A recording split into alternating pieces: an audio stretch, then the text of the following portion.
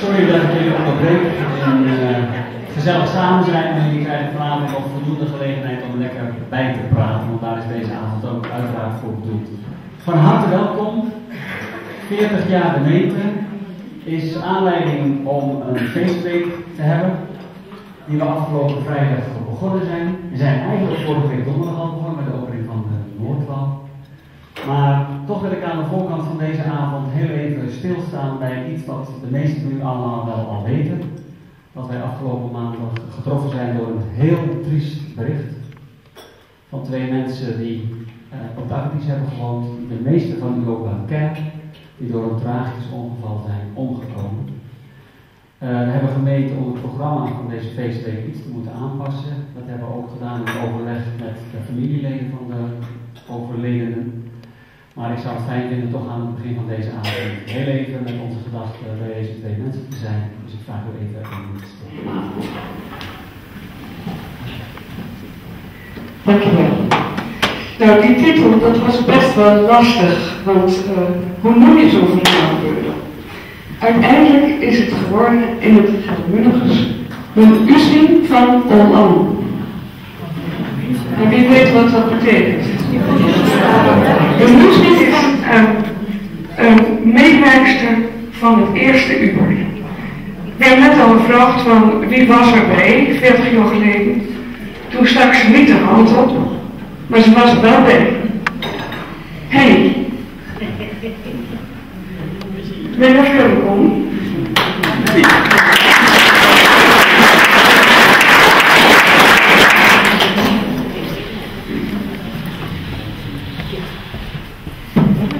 Gaat u zitten. Ja, het is een mooie onderwetse krapool.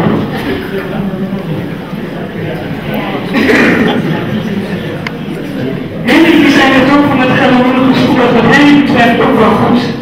Want Henry is ook niet iemand van gek gedoe of op de grond staan, want ze vindt dit al heel wat, dat weet ik. Zeker, zeg ik nou, we beginnen nog maar net. Onze tweede gast is een bestuurder, want die is ook nodig in zo'n meeting. Een bestuurder ook van, niet van het eerste uur, maar wel een bestuurder die meer dan 24 jaar de gemeente bestuurt. Ik geloof zelfs 27 jaar. Iedere keer in de 14 dagen vergaderen, 27 jaar lang.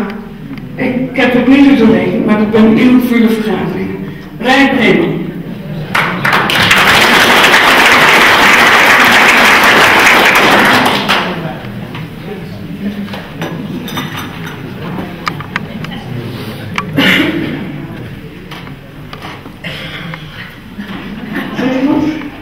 Prima. Dan ga ik nog wat doen met de microfoon, want ik moet het dus iedere keer doorgeven, of ik ga achter jullie staan, dat kan natuurlijk ook. Dan zet ik de schiemenlampen nog een beetje naar achter. Nou, dat is al niet de schiemenlampen.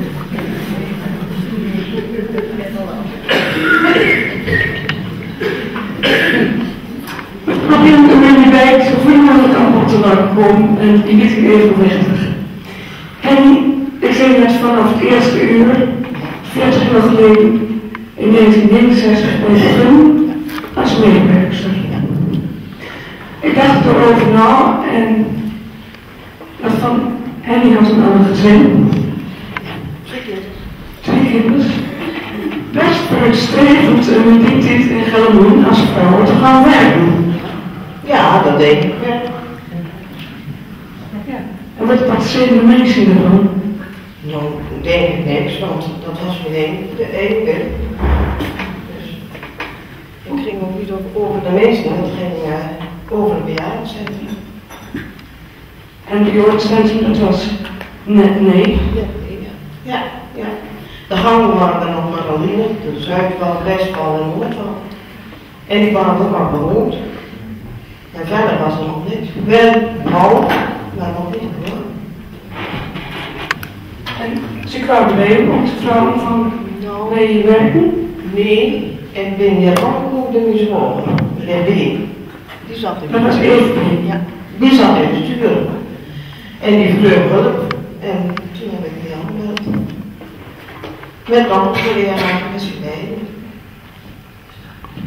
Meneer Van der Stouwer, was die hier toen al? Nee, die is, ik dacht dat 1 februari, maar dat kan van mij ook 1 maand geweest zijn, dat weet ik niet precies.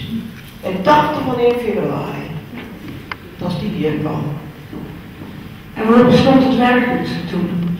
Dat stond gewoon in het huishouden waar ik de hangers gewoon bij. En we laten toen in die tijd nog een kokers lopen, want de gangen waren al verloren. En die veertig in mijn vuur gehad, met de best en stof en weg. Want er was hier nog niks. Dus dat duurde we 1 keer in de week. En dan de Noordhand. Een echt geldige product lag hier dus op de grond. Ja, ja, dat was nood, hè? Dat was nood. Dat lang, maar er gebeurde dus niks. En dat was de reden dat ik gezegd heb van, als ik stappen met pendelen, dan ben ik onmiddellijk hier zo dus bij de meter aan het doen. En dan eerst de les in de deur, want 15 maanden, dat ik wel wat vullen. Ja, we hebben eigenlijk onmiddellijk het bestuur eigenlijk even vertellen. De meter is altijd geprobeerd die verdiende bevolking te houden. Dus het bestuur bestond uit een samenstelling van ongeveer 10 elementen. De kerken had 3, gereformeerde gemeente toen nog niet, later is die wel bijgekomen. Hervormde kerken, de universele hervormde kerken had er 2.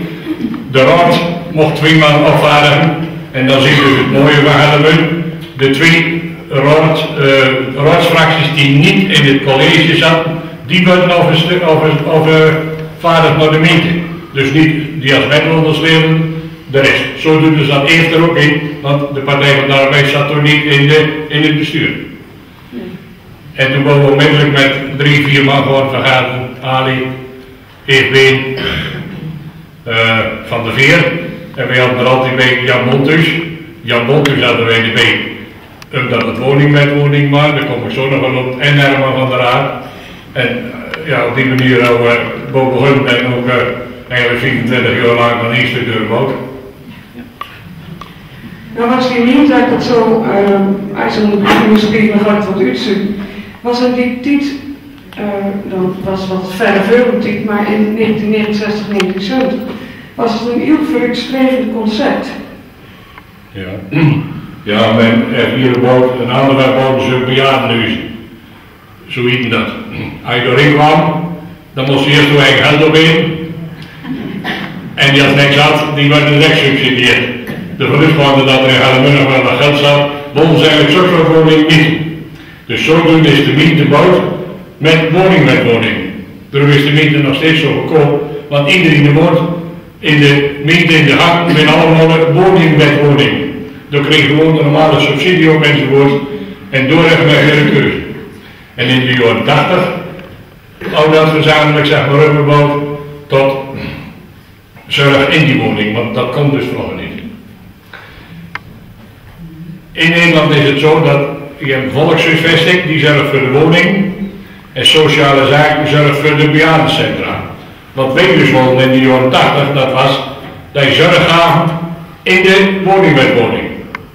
Maar dat vonden ze inderdaad niet toen wij de eerste keer kwamen en we nu dat zwevende capaciteit, dus door de zorg brengen, voor de mensen wonen en niet wachten tot ze kloppen voor een bejaardenhuis. Dat vonden ze dus niet. En dat kende men in Nederland en in Europa ook niet.